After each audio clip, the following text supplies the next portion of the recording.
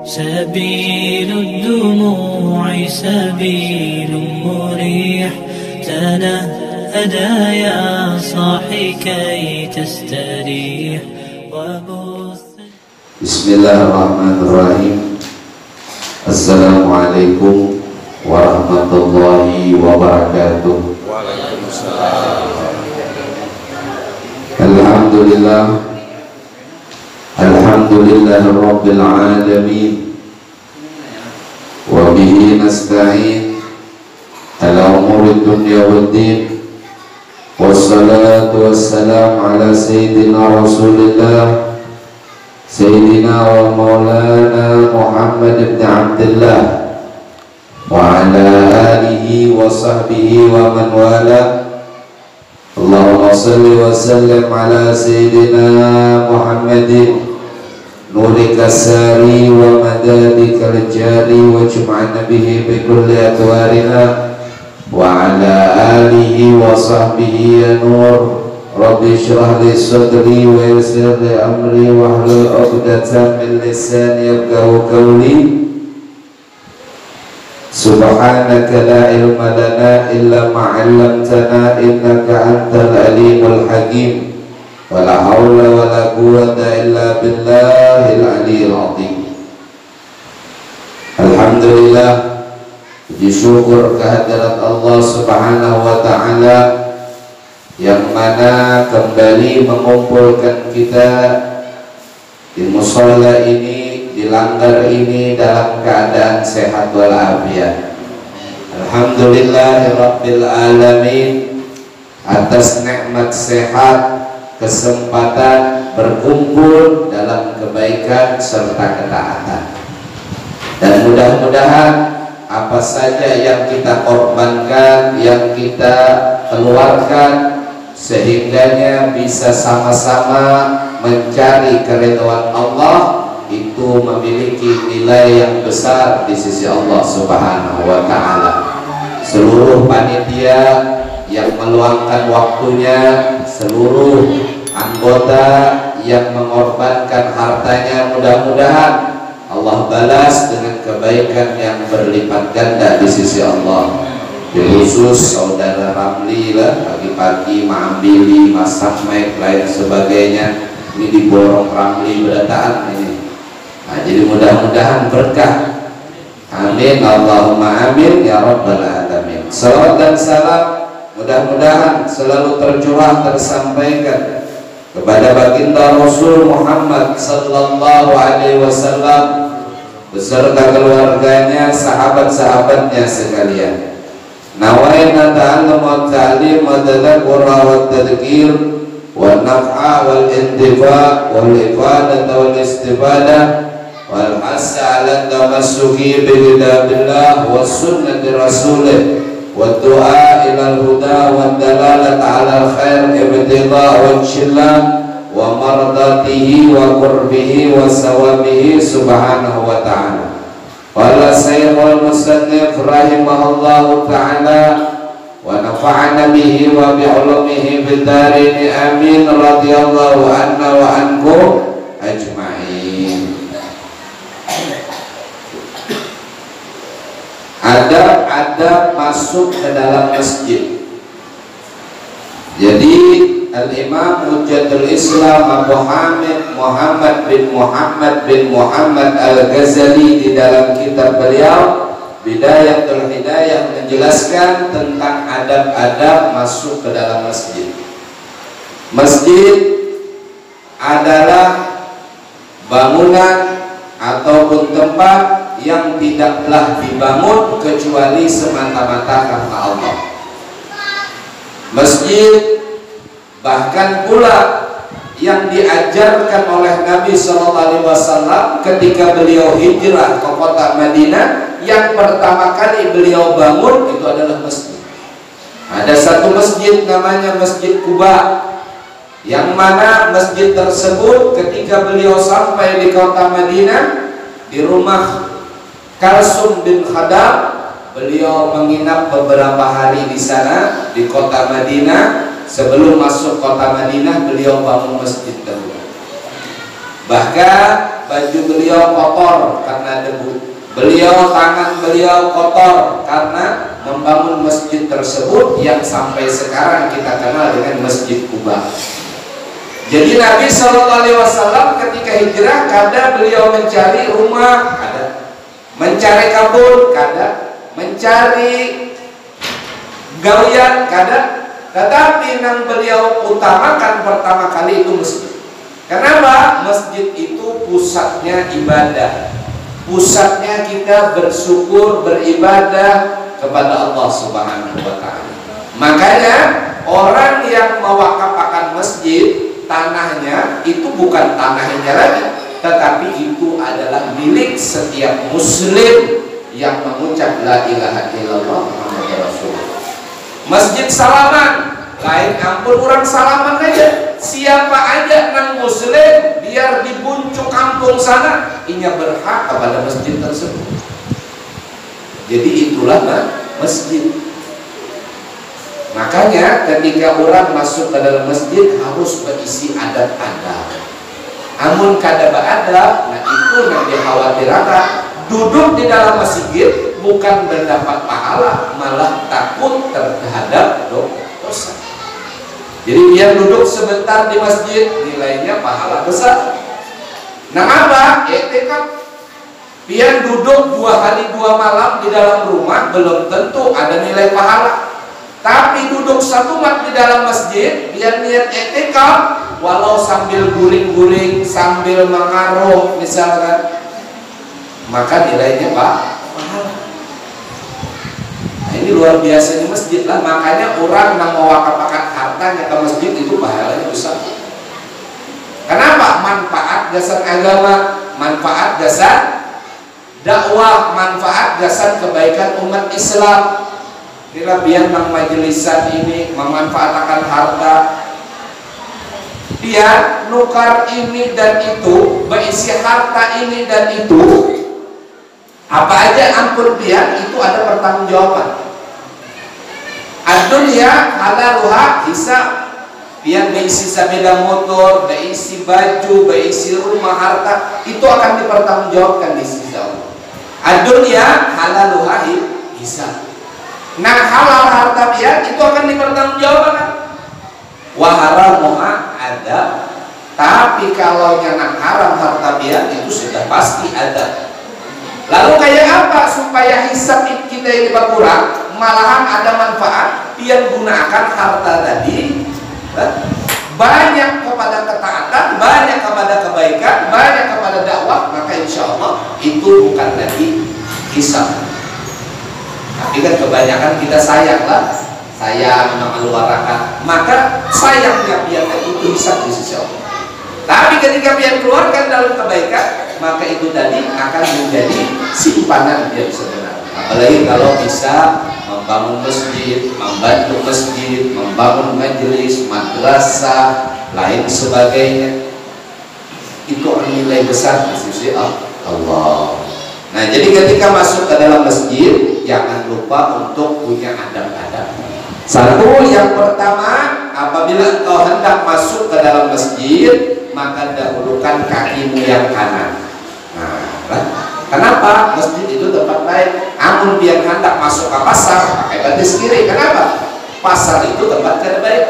Masuk ke dalam WC, batis kiri. Kenapa? WC itu tempat kada baik. Kalau masuk masjid, batis kanan. Iya kan, jalan pasar itu tempat kada baik. Coba dan buktikan. Kalau biar kada percaya, tak pasar itu tempat kada baik, biar takuni orang penjual itu. Biar tawar dagangan, jangan ditawar lagi, habis sudah jelas ulun nukar sekian. Padahal ada seperti itu, bohong kan, dusta kan. Belum lagi lah, oh ini paling bagus sudah. Padahal ada yang bagus lagi. Berdusta apa? Nah, ini pasar. Makanya ketika biar masuk ke dalam masjid, pakai batis kanan, lalakian, babinian. Amun kadingan baudur pulang basah. Oh salah, batis kanan. Nah, kita dan baca doa olehmu, kata Imam Ghazali, yang disunnahkan. Ini sunnah Nabi. Allahumma salli ala Muhammad wa ala ali Muhammadin wa sahbihi wa sallim. Allahumma firli dunubi wa tahli abwaba rahmati. Ini dia hendaklah dapat pahala nang terus-terusan. Nah ini dia tulis doa ini biar kita paham di muka masjid. Ini pahalanya terus-terusan dia adalah bamudal menulis, bamudal memotokopi, mencetak biar dikatakan di muka masjid. Sahabat Jumaat itu kan banyak nang sumbayang, kecuali dengan banyak pahala ya, 100 lebih nang sumbayang. Ya Allah, 100 tadi 50 melihat tulisan dia berdoa, Allahumma salli ala Muhammad wa ala ali Muhammad wa sahbihi wa sallim, Allahumma firli dunubi wa tahli abwaba rahmatik. Ini dapat pahala sunnah, biar nang tukang tulis, nang tukang sebab ini menggawe sunnah tadi biar dapat. Bayangkan kalau pas hari acara besar 200 orang masuk, 100 itu membaca. Belum lagi kaum kan ada hafal misalkan, ada hafal aja, ada apa-apa. Sekali melihat tulisan tadi keluar masuk didoakan terus, akhirnya apa? Hafal tahun tadi atau siapapun itu pemuda menulis. Nah inilah, ini pahala yang kada disangka-sangka. Pahala yang terus mengalir. Nah tukang tulis mati sudah misalkan, nah, ada mendoakan yang tukang tulis mati malah. Nah tukang tulis tadi mati sudah.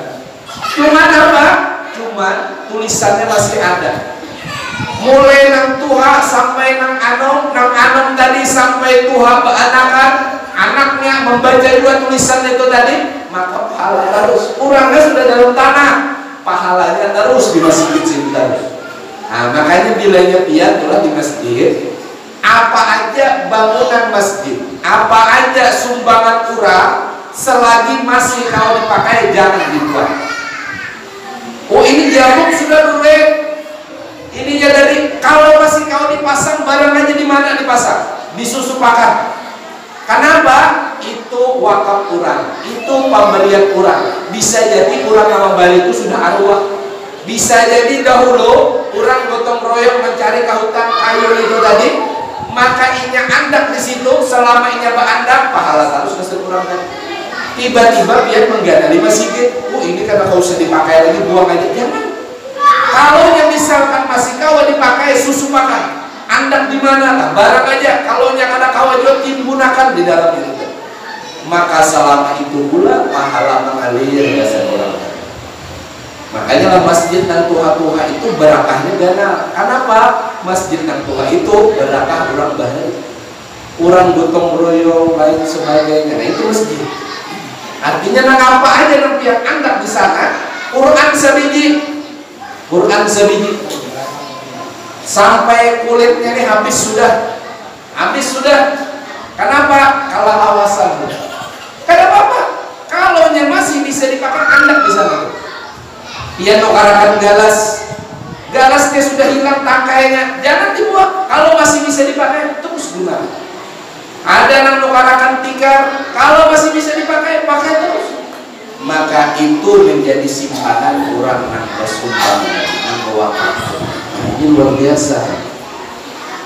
Nah jadi ketika masuk masjid, jangan lupa dia membaca doa Allahumma salli ala Muhammad wa ala ali Muhammad wa sahbihi wa sallim.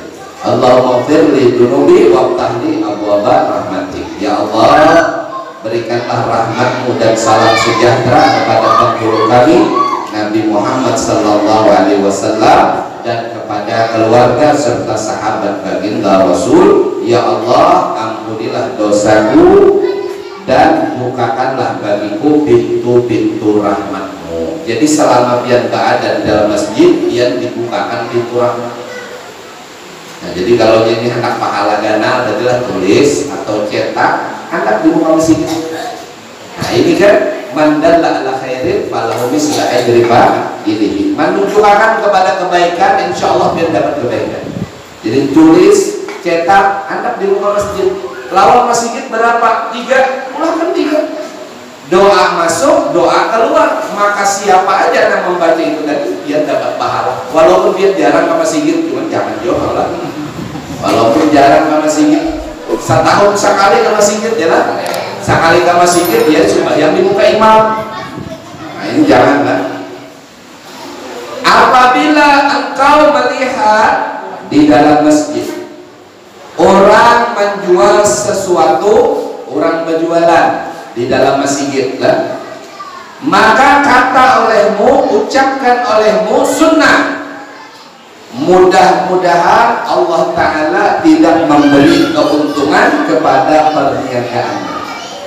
Nah, jadilah kalau nyepiannya di dalam masjid melihat ada orang berjualan, tukariakan nah tanah jelas dalam masjid, tukariakan utas nah dalam masjid, tukariakan nah ini dan itu di dalam masjid. Maka pian sunnah. Ini bukan tega-tegaan, sunnah. Sunnah apa? Mudah-mudahan Allah menjadikan dagangannya itu ada untung. Hilang barakahnya. Kenapa? Melakukan transaksi di dalam masjid. Nah, jadi janganlah masjid bukan tempat berdagang. Masjid bukan. Masjid itu tempat orang sujud, beribadah, mengingat kepada Allah, majelisan itu di masjid. Jadi kalau nyepian melihat ada orang berdagang, berjualan apa aja, nang murah, nang larang kah? Kenapa didoakan seperti itu? Karena masjid bukan tempat seperti itu. Kita harus menghormati masjid. Kita harus menghormati masjid. Dan apabila engkau melihat seseorang yang mencari sesuatu harta yang hilang, mencari harta yang hilang, ada kehilangan harta di dalam masjid, maka kata olehmu, jadi ada orang pengumuman, amun ada yang melihat dumpik kulun lah jalan di dalam masjid tengah hari Jumat pulang. Sebelum Jumatan, pengumuman, adakah yang melihat kunci sapi dahulu non istingka ulun sebelum tengah Jumat? Kayak apa? Maka kata olehmu, kata Imam Ghazali, mudah-mudahan Allah Ta'ala tidak mengembalikan kepadamu harta yang hilang tadi. Mudah-mudahan kada jabatan. Kenapa? Pengumuman seperti itu letaknya bukan di masjid. Ya ada. Kira-kira dia pantas apa kada? Masjid itu tempat dia mengenal Allah, menyembah Allah, pian campur lawan sesuatu nah kada pantas. Walaupun itu bukan haram. Mencari benda yang kehilangan haram apa kada? Kada. Berjualan haram apa kada? Kada. Cuman pantas apa kada dikumpulkan oleh Allah? Tempat kita menyembah kepada Allah, tempat kita berzikir, beribadah kepada Allah. Apalagi kira-kira yang di dalam masjid berukuk. Nah, dalam masjid berukuk. Berukuk itu kada usah kita berbicara tentang hukumnya haram, kada usah. Kada usah kita berbicara tentang hukumnya dilarang agama, kada usah. Bicara hukumnya makruh saja. Nah, kan ada yang memakruhkan lah. Kira-kira nang halal saja sudah tidak pantas dilakukan di dalam masjid, apalagi nang makruh. Makanya biar beludah di dalam masjid kada boleh mengotori masjid. Beludah lah. Bakantut apa ya? Belah bakantut kan ada mengotori lah. Cuman baunya aja mengotori orang. Apalagi menggosip. Nah ini menggosip di dalam masjid. Bola. Sambil majelisan, sambil tarawehan, sambil aja menggosip. Di mana? Dalam masjid. Menggosip jelas haram, letaknya di dalam masjid. Kira-kira yang di depan Ka'bah menggosip orang pantas apa kada? Ini kan tempat baik, tempat yang mulia. Di dalam masjid itu tidak dibangun kecuali hanya untuk Allah. Tidak digawi pegawian di dalam masjid itu hanya beribadah kepada Allah. Lalu dia menggawi yang diharamkan. Kira-kira pantas apa kada? Ya, pantas lah. Di kawinan murah, ada orang berkawinan, lagi pesta berkawinan, berkisah perceraian. Kira-kira pantas apa kada? Ini kan orang minta doa restu supaya langgeng, supaya rohoi rahayu, rumah tangga sakinah mawaddah warahmah. Ternyata yang dikisahkan adalah masalah perceraian. Kada pantas. Walaupun bagi saya itu bukan sesuatu yang haram. Di dalam masjid menggosip, berukuk, nah ini kan bukan sesuatu yang pantas. Nah kalau dia bersalawat bagus, baca Quran silahkan. jangan ditangani malah. Kalau bisa orang hendak mengaji 24 jam di masjid, siap ya. Jangan ditangani. Kenapa? Masjid itu bukan milik kita. Masjid itu punya orang bertahan. Nah, jadi sunnah hukumnya kalau dia ketemu orang yang mencari benda yang hilang, pengumuman kunci sapida ulun hilang, apabila ada yang menemukan tolong kabari ulun. Dia langsung aja berdoa, ya Allah mudah-mudahan ada pernah dapat lagi kunci itu. Kenapa? Pengumumannya di dalam masjid. Amun di luar masjid Pak kayak apa? Ditulis. Tapi lain pulang kalau dia menemu benda. Ini ada benda siapa nggak ketinggalan? Ini ada masalah. Maslahan kebaikan. Tapi bila dia mencari benda dia, maka sunnah hukumnya mendoakan, ya Allah mudah-mudahan anginya cari itu ada sing dapatan. Nah, kenapa? Karena di dalam masjid. Apabila engkau masuk ke dalam masjid, maka engkau jangan duduk sehingga engkau sembahyang dulu. Nah, kalau dia masuk ke dalam masjid, jangan duduk dulu kecuali sembahyang. Sembahyang apa karena 2 rakaat sunnah tahiyatul masjid. Nah ini masjid aja kan ada ini. Biar masuk musola langgar, ada tahiyatul musola. Biar masuk rumah raja, ada sembahyang tahiyatul rumah raja. Biar masuk rumah gubernur, biar sugih banan, ada. Tapi bila biar masuk masjid, biar rumbih sabalah hatapnya. Biar kada sing hatapan, kada konukar hatap, tapi itu masjid, maka biar disunahkan penghormatan ngarannya sembahyang tahiyatul masjid. Biar bilahim bangan asan ala di gunung, jauh di ujung sana, tapi masjid. Walau cuma sabalah aja lagi masjidnya. Biar masuk, maka biar sunnah tahiyatul masjid. Penghormatan, walau cuma sabalah. Dihormati kenapa? Itu masjid. Walaupun mewah 2 tingkat, 3 tingkat, ganal, tapi lain masjid. Ampun gubernur, ampun bupati, mewah, AC, lain sebagainya. Biar masuk, ada disunahkan sembahyang tahiyatul masjid. Nah ini hebatnya masjid. Hebatnya masjid. Jadi bila jangan duduk dulu kecuali biar sembahyang tahiyatul masjid. Karena amun orang sudah duduk, itu maknanya sudah berada di dalam masjid. Jadi jangan duduk dulu. Makanya tengah hari Jumat itu kenapa orang bilanya adzan itu mendengarkan adzan berdiri, sambil mendengarkan adzan berdiri. Kenapa? Sebab karena amuninya duduk, sunnah tahiyatul masjidnya hilang. Jadi biar berdiri. Kenapa? Biar menghadap adzan. Kalau sudah lalu sembahyang tahiyatul masjid. Dan jika engkau tidak dalam keadaan suci, ada berwudu masuk masjidnya itu tadi, dari hadas kecil, atau engkau bermaksud mengerjakan tidak bermaksud mengerjakan sembahyang tahiyatul masjid, oleh karena ada majelis ilim atau orang sudah banyak hibakan dudukan, maka cukuplah engkau membaca Al-Baqiyatus Shalihat 3 kali. Ngapa itu Al-Baqiyatus Shalihat? Subhanallah walhamdulillah wala ilaha illallah wallahu akbar 3 kali. Dan mengikut pendapat sebagian ulama itu 4 kali. Ada yang madahkan 3 kali, ada yang madahkan 4 kali. Jadi bilanya biar masuk ke masjid, orang pemajelisan kalau bila mengganggu lah, atau orang sudah hendak sumbahyangan, kalau bila ada sempat maka cukup baca subhanallah walhamdulillah wala ilaha illallah wallahu akbar 3 atau 4 kali, maka itu sama halnya dia menggawi tahiyatul masjid atau penghormatan dasar masjid. Amun kada wudu sama baca itu juga, maka dia sudah memberikan penghormatan dia terhadap masjid.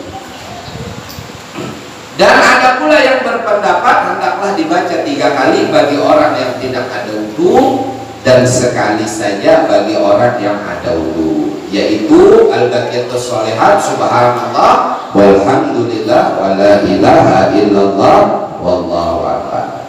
Dan apabila engkau belum lagi sembahyang sunnah qabliyah subuh, maka kerjakanlah dan memadailah sembahyang sunnah subuh itu untuk menjadi sembahyang tahiyatul masjid.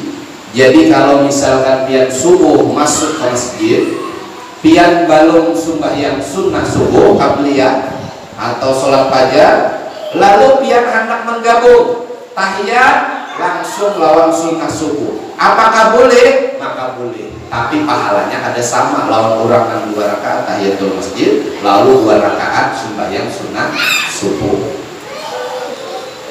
Nah ini ujar Nabi, sembahyang sunat subuh ini lebih afdal daripada dunia beserta isinya. Biar kawa menggawi sembahyang sunat subuh 2 rakaat hari ini itu jauh lebih afdal daripada dunia beserta isinya. Jadi kalau nyapian ditakuni, orang paling sugih itu siapa? Orang paling sugih itu adalah orang yang kawa sembahyang sunat subuh 2 rakaat. Ini paling sugih. Kenapa? Orang yang berisi dunia beserta isinya lebih afdal lagi orang yang bisa mengerjakan sembahyang sunat subuh. Nah ini luar biasa. Makanya lah tidak akan mampu orang bangun di waktu subuh kecuali orang yang bersungguh-sungguh. Makanya sembahyang subuh itu paling kali. Mungkin di antara sembahyang itu yang paling kali sembahyang subuh. Yang paling gampang itu maghrib biasanya. Yang paling kali subuh. Coba biar lihat, hendak melihat makmurnya satu kampung, lihat di sembahyang subuhnya. Amunnya sembahyang subuhnya 2 saf, 3 saf itu bagus berarti. Amunnya di kampung itu kaumnya wani sembahyang surangan maksudnya, nah itu hilang berkah. Karena mana lain hilang yang lain. Itu dilihat subuhnya. Kalau subuhnya banyak, nah insya Allah ini berkah itu kamu. Tapi amun subuhnya wani kaumnya surangan, nang adzan inya, nang bawirid inya, kamat inya, sembahyang subuh inya, bakunut inya, ma'aminakan inya, nah ini surangan karena mana nang lain, maka ini tandanya hilang keberkahan. Makanya nang paling ngalih itu subuh. Apalagi nang ngalih sembahyang itu asar. Coba biar lihat ya. Banyak orang nang meninggalkan sembahyang asar. Subuh dan asar ini 2 hal. Maghrib dan isya itu mudah. Tapi asar lawan subuh ini ngalih. Zuhur kepada haul. Nah ini zuhur kepada haul ya. Subuh kada tambah. Zuhur kepada haul. Asar kada sempat. Maghrib baru mandi, isya kauyuhan, subuh kada itu. Akhirnya apa? Parai seputaran. Nah ini parai seputaran. Nah jadi ujar Nabi Sallallahu Alaihi Wasallam, apa ujar Imam Ghazali? Jadi kalau engkau belum sembahyang sunat subuh, maka bisa engkau memadai dengan sembahyang tahiyatul masjid tadi. Jadi kalau misalkan pian di rumah sembahyang sunat subuh sudah, maka ke masjid tadi sembahyang tahiyatul masjid saja. Tapi kalau di rumah belum tahiyatul masjid, maka sekaligus tahiyatul masjid boleh. Dan apabila engkau selesai daripada yang demikian itu, maka hendaklah engkau berniat i'tikaf. Nawaitul a'takiba fi hadzal masjid mutahhikamati. Sahajaku beriktikaf, berdiam diri di dalam masjid selama berada di dalam masjid, maka selama itu pula biar berpahala. Teguringnya berpahala. Mengaruh itu mengaruh berpahala. Ada yang ketujuh mahayal di dalam masjid, maka mahayalnya berpahala. Kenapa? Niat i'tikaf tadi. Makanya inilah niatnya seseorang itu lebih baik daripada amal orang yang ada belajar. Jadi pian kalau pian belajar, tahu ilmunya, duduk pian di masjid tadi nilai pahala di sisi Allah. Nilai pahala di sisi Allah. Kenapa? Karena pian ya i'tikaf tadi. Jadi lalu dan bacalah doa yang selalu dibaca oleh Rasulullah Sallallahu Alaihi Wasallam. Sebelum membaca doa ini, kalau di hadratul itu dianjurkan membaca tasbih malaikat. Subhanallah bihamdi, subhanallahil azim, astaghfirullah 100 kali. Ini satu amalan buat pian lah. Ya, kalau hendak ada uyuh mencari dunia, ada terlalu repot mencari dunia, insya Allah rezeki luas, amalkan ini pasti. Cuman bangunnya ngalih dulu ya, makanya memang ngalih bangunnya. Dia bangun, tawaf, baca subhanallah bihamdi, subhanallahil adzim, astagfirullah 100 kali. Setiap subuh, maka insya Allah Allah mudahkan segala urusan dunia dia. Ini kan banyaklah di antara kita ini, kalau yang ditakuni masalah naik harga minyak lain sebagainya, ini banyak pengeluh. Ya ada minyak naik, apa harga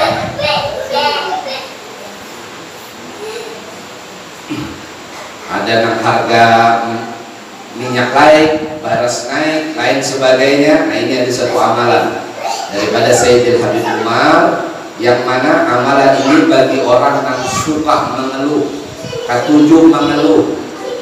Apa mengeluh? Menggerunung, minyak naik, beras naik, gawian sakit, lain sebagainya. Maka bagaimana?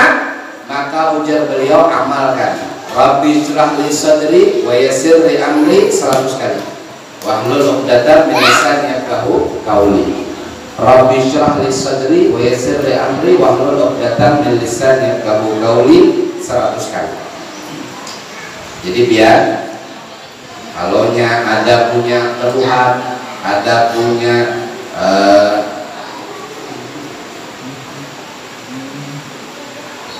nah kedua, baca ya Fatah, ya Razak, ya Kafi, ya Mugni 100 kali sehari lah. Jadi jangan biar paksa sampai 1000 kali, tidak usah, 100 kali aja sehari. Ya Fatah, ya Razak, ya Kafi, ya Mugni 100 kali. Dan yang terakhir, la ilaha illallah al-malikul haqqul mubin. Ini rancak sudah nyampaikan 100 kali. Ini bagi siapa? Bagi pian, bagi siapapun nang ketujuh mengeluh, minyak larang, gawian sakit, beras benaik, iwak benaik. Artinya apa? Kekurangan harta. Maka baca Rabbi syrah li sadri wa yassir li amri 100 kali. Lalu baca ya Fatah, ya Razak, ya Kafi, ya Mugni. Lalu baca la ilaha illallah al-malikul haqqul mubin 100 kali. Ini angka 7 punya keluhan seperti insya Allah mudah. Dan diantaranya yang mujarab lagi membaca itu dari subhanallah bihamdi, subhanallahil adzim, astagfirullah di waktu sebelum subuh 100 kali. Insya Allah yang amalkan, cuma namun sekali aja amalkan gak ada kelihatan, namun sekali aja. Yang dimaksud mengamalkan itu saban hari, saban waktu dan amalkan lah apa subhanallah bihamdi, subhanallahil adzim, astagfirullah. Jadi baca doa, kata Imam Ghazali, doa yang dibaca oleh Nabi SAW, yaitu doanya Allahumma inni as'aluka rahmatan min indika tahdi biha qalbi wa tajma'u biha syamli wa talumu biha sya'ashi wa taruddu biha al-fati wa tuslihu biha dini wa tahfadhu biha ghaibi wa tarfa'u biha syahidi wa tuzaki biha amali wa tubayyitu biha wajhi wa tulhimuni biha rusdi wa taqdili biha hajati wa ta'simuni biha min kulli su' awallahu a'lam. Itu panjang doanya lah, biar bisa buka di parungan besar atau di doa-doa. Itu ada doa di waktu subuh. Jadi biar baca dulu subhanallah bihamdi, subhanallahil adzim, astagfirullah 100 kali. Lalu kalau biar misalkan belum sembahyang sunat subuh, maka kerjakan salat sunat subuh. Kalau sudah, lalu berdoa seperti tadi. Di Khulasatul Madad itu ada doa. Khulasatul Madad ada doa sebelum sholat subuh sampai selesai. Lalu setelah selesai baca ya hayyu ya qayyum la ilaha illa anta 40 kali. Baru ya hayyu ya qayyum la ilaha illa anta 40 kali. Lalu ya hayyu ya qayyum ahyil qulub wa tahya wa shlih lana amal bid-din wa dunya, itu 28 kali kalau ada salah kalinya, 27 kali. Ya hayyu ya qayyum 18 kali. Ya hayyu ya qayyum ahyil qulub wa tahya wa shlih lana amal bid-din wa dunya. Ya hayyu ya qayyumnya 40, ya hayyu ya qayyum ahyil qulub tahya wa sulih lana amal bidin wa dunya, itu 18 kali. Nah ini yang diamalkan oleh guru-guru kita. Jadi bilanya pian mengaku itu guru pian, ya pian amal-amal kayak guru pian. Jangan cuma kaku-kaku gawiannya pada diumpati. Biasanya seperti itu. Apalagi para kaulan lah. Ini para kaulan, musim haulan, oh itu guru kami, itu guru. Kita harus mahauli, tapi bukannya pian berbangga dengan mahauli, itu bukan. Seharusnya pian berbangga ketika pian menjauhi amalannya. Nang sidin wasiatakan digawi, nang sidin suruh digawi, nang dilarang ditinggalkan. Bukan hanya mahaulinya, oh mahaulinya luar biasa, sembahyang ditinggalkan. Sidin sembahyang kada pernah ditinggalkan. Biar gara-gara mahaulan meninggalkan sembahyang. Ini bukan murid tinggalannya. Ini orang yang menghina perguruan seperti itu. Wallahu a'lam.